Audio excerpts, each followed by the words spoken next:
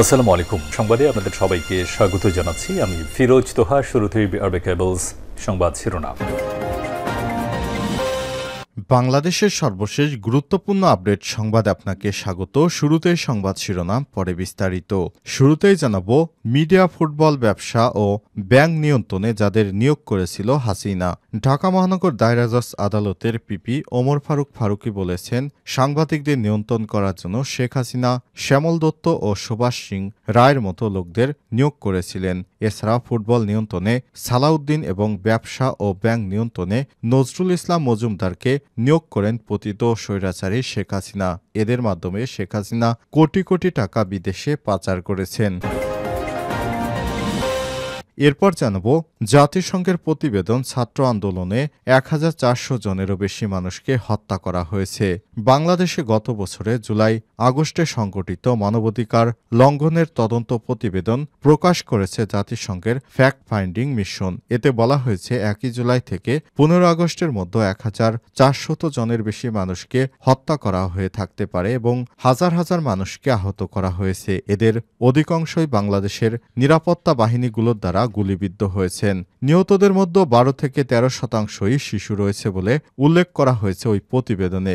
Bangladesh police জানিয়েছে যে তাদের ৪০ জন কর্মকর্তা নিহত হয়েছেন। এদিকে প্রধান উপদেষ্টার পরিদর্শনে আয়নাঘরে যেসব চিত্র দেখা গেল।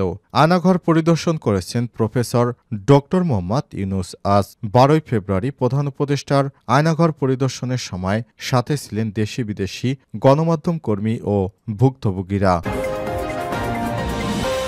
এবারে জানাবো, এস আলম গ্রুপের পরিবারের ৫,০০০ কোটি টাকা শেয়ার অবরুদ্ধ। এস আলম গ্রুপের কর্ণধার সাইফুল আলম ও তার পরিবারের নামে থাকা ৪২টি কোম্পানির ৪৩৭ কোটি ৮৫ লক্ষ ২,২৪৪টি শেয়ার অবরুদ্ধ করা হয়েছে। সব শেয়ারের বাজার মূল্য ৫,১০৯ কোটি ৬৭ লক্ষ ৯৬,২৬০ টাকা। আজ বুধবার ১২ ফেব্রুয়ারি দুর্নীতি দমন কমিশনের এক প্রতিবেদনের পরিপ্রেক্ষিতে ঢাকা মহানগর সিনিয়র স্পেশাল জাজ জাকির হোসেন গালিবের আদালত এ আদেশ দেয়।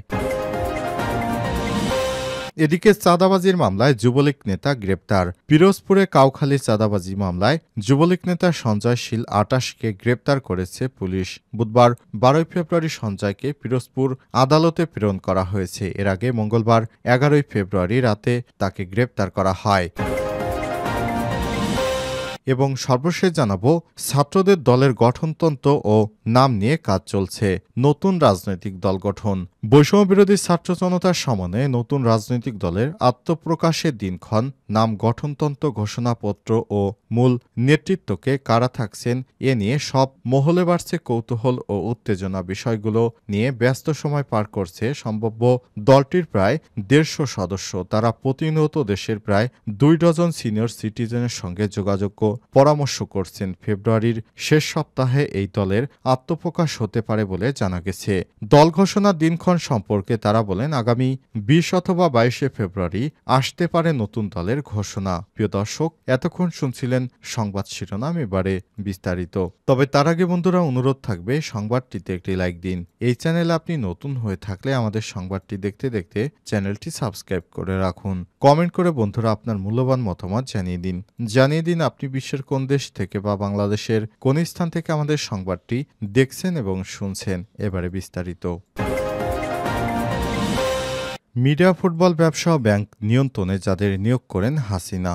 ঢাকা মহানগর দায়রা জজ আদালতের পিপি ওমর ফারুক ফারুকী দাবি করে বলেছেন, সাংবাদিকদের নিয়ন্ত্রণ করার জন্য শেখ হাসিনা শ্যামল দত্ত ও সুভাষ সিং রায়ের মতো লোককে নিয়োগ করেছিলেন। এছাড়াও ফুটবল নিয়ন্ত্রণে সালাউদ্দিন এবং ব্যবসা ব্যাংক নিয়ন্ত্রণে নজরুল ইসলাম মজুমদারকে নিয়োগ করেন পতিত স্বৈরাচার শেখ হাসিনা।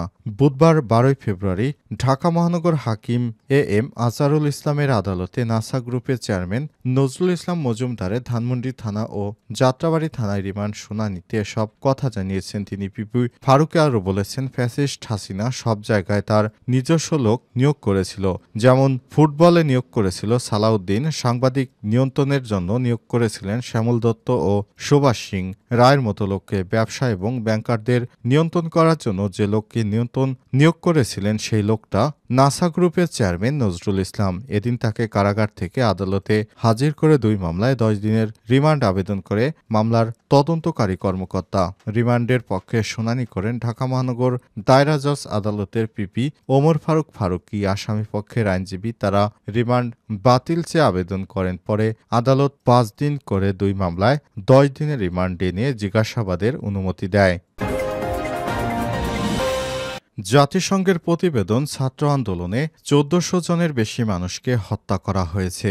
বাংলাদেশে গত বছরের জুলাই আগস্টে সংঘটিত মানবাধিকার লঙ্ঘনের তদন্ত প্রতিবেদন প্রকাশ করেছে জাতিসংঘের ফ্যাক্ট ফাইন্ডিং মিশন। এতে বলা হয়েছে 1 জুলাই থেকে 15 আগস্টের মধ্যে 1400 জনের বেশি মানুষকে হত্যা করা হয়ে থাকতে পারে এবং হাজার হাজার মানুষকে আহত করা হয়েছে। এদের অধিকাংশই বাংলাদেশের নিরাপত্তা বাহিনীর গুলি দ্বারা গুলিবিদ্ধ হয়েছে। নিহতদের মধ্যে 12 থেকে 13% মানুষ শিশু বলে উল্লেখ করা হয়েছে প্রতিবেদনে। বাংলাদেশের পুলিশ জানিয়েছে তাদের 44 জন কর্মকর্তা নিহত হয়েছে।